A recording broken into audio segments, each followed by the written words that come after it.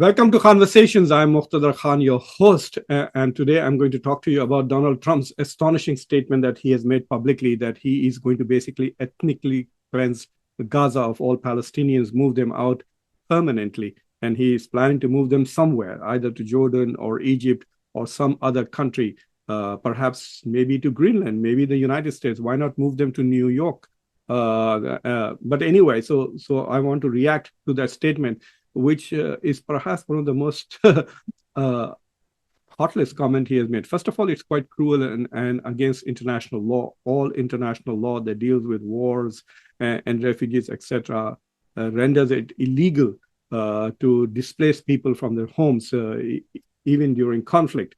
But the very fact that the first international guest that the White House has hosted is an international fugitive, an international criminal who has a warrant against him. That clearly tells you that the Trump administration does not really care about international law. But I just want to point out a few things, commonsensical things. You know, conservatives love to talk about common sense. I'm going to point out a few commonsensical things about this idea of Donald Trump about moving people out of Gaza, and point out to you as to how really idiotic it is. Really, there's no other word for that. But before that, do subscribe to Conversations, like this video, press the bell icon, and don't forget to share it with others. And for those of you who love to watch Conversations in Hindi, I have just recorded a similar, but a briefer commentary for the Lalan Top, the Hindi platform for the India Today group. And I will be sharing that also. So you will have it both in English and Hindi. So Donald Trump wants to do this. And if you look at the comments he made while sitting next to an internationally wanted war criminal, Bibi Netanyahu, this is what he said. He said he's going to create a place which is going to be so much more beautiful and attractive that the Palestinians would want to move from Gaza to this place, wherever he's going to build. Who is going to build it? And he thinks that the money is going to come from the Arabs. I hope he takes all the money from the United Arab Emirates, the Abrahamic Accords partner of Israel, perhaps. But once they build the city, I can guarantee you there will be, I doubt even if 1% of the Gaza population chooses to go to wherever this place is, even if they build it in Switzerland, one of the most beautiful countries in the world. I don't think the Palestinians will give up their homeland and go and live in this Trump city funded by probably United Arab Emirates. I think the Saudis, at least MBS, has been so tough on this issue that I don't think he's going to give a penny to Donald Trump to build that city. That's one thing. Yeah, that is going to take years, 2-3 years. At least Trump's term will be over by the time these domiciles are constructed. The second thing is that let's assume hypothetically that United Arab, and I won't be surprised if some Arab countries actually pony up a few $1 billion to build a city somewhere in Jordan or Egypt or Morocco. All these Abrahamic Accord countries are so desperate to make America happy that they do give some land and Trump builds a city there. Let's assume that he's able to do that in 2 years, which is impossible. But maybe if he contracts it out to China, then the Chinese will build it like this. But who is then going to move these people out? You saw how much violence Israel had to commit. And Israel's violence was so brutal is because the contained space in which his target was. So the US military is now going to move into Gaza, take possession of Gaza, and then militarily move out the Gazan population into another country. I mean, their so-called mass deportation.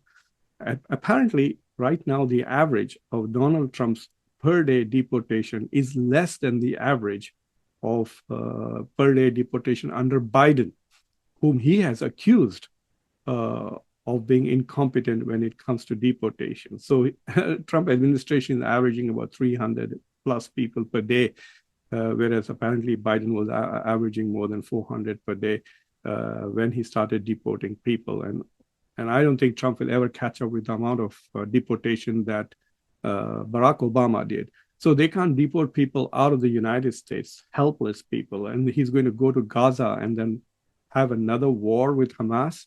It is unthinkable. This whole idea is so idiotic and rubbish that the smug face, smile on Netanyahu's face was quite amusing. So either Trump thinks that the Israeli lobby in this country is profoundly stupid, that they will take this seriously, or I don't know who he thinks is going to believe that this is even feasible or possible. But one thing, the reason why he has said that, and that is the more important part, is that there are conversations going on at the highest level between US and Israel on how to eliminate the very idea of a Palestinian state. And there are only two ways in which you can do that. One is by killing them all, or the other is by moving them all out of that. Either you commit a genocide, which apparently Israel and the US are quite capable, thanks to Joe Biden, Genocide Joe, has shown that it can be done. And the rest of the world is going to sit back and watch. So the proof of the concept that genocide is still possible under the so-called international rule of law, etc., Joe Biden has proven and demonstrated and convinced Netanyahu that it can be done. You can bomb and kill Palestinians for more than a year with no consequences at all. In fact, you will be the most celebrated guest at the White House, and the rest of the world is not going to do anything. Neither there are sanctions against the US or Israel for what they did. So genocide is a possibility, and the other is ethnic cleansing, and that is what Donald Trump is testing. So Biden has tested that genocide can be done, and he has proven that. Trump is trying to test if ethnic cleansing can be done, and that is what this is going on. So the worrisome part of this is that American leadership and Israeli leadership are probably talking about these two possibilities, and that's why it popped out of Donald Trump's mouth. That maybe I will relocate these people. He apparently does not know anything about the Palestinians. They have suffered one of the most brutal occupations in human history for over 75 years or more in some parts of Israel. And the daily abuse, the suffering, the humiliation, the violence, the constant stealing of their lands, their properties, their trees, their gardens, is an ongoing process, fully funded and protected by the United States of America. This is perhaps one of the biggest sins that the US is committing over a long period of time since racism and slavery. So I think the only thing that is coming out of this Donald Trump statement is perhaps an inclination of what kind of conversations the American policy elite is having behind closed doors. So other than that, I don't think much is going to happen with regards to that. We saw Donald Trump back off from imposing sanctions and tariffs on Canada and Mexico. If you remember, a day before the tariffs on Canada were going to become a reality, he was asked a question very specifically by a reporter, and this video went viral, so I'm sure you have already seen it. He was asked the question, is there anything that Canada can do to prevent these tariffs being imposed? And Trump said, nothing. And then, obviously, and for those who are in the know, Trudeau has not promised anything extra other than what he had promised a while ago with regards to protecting the border. So basically, Trump saw the backlash on the Wall Street, in the economic aspect of it, and has really backed off. And let's see whether at the end of 1 month he will restore those tariffs or not. So I think this is another one of those kind of basically it's a trial balloon.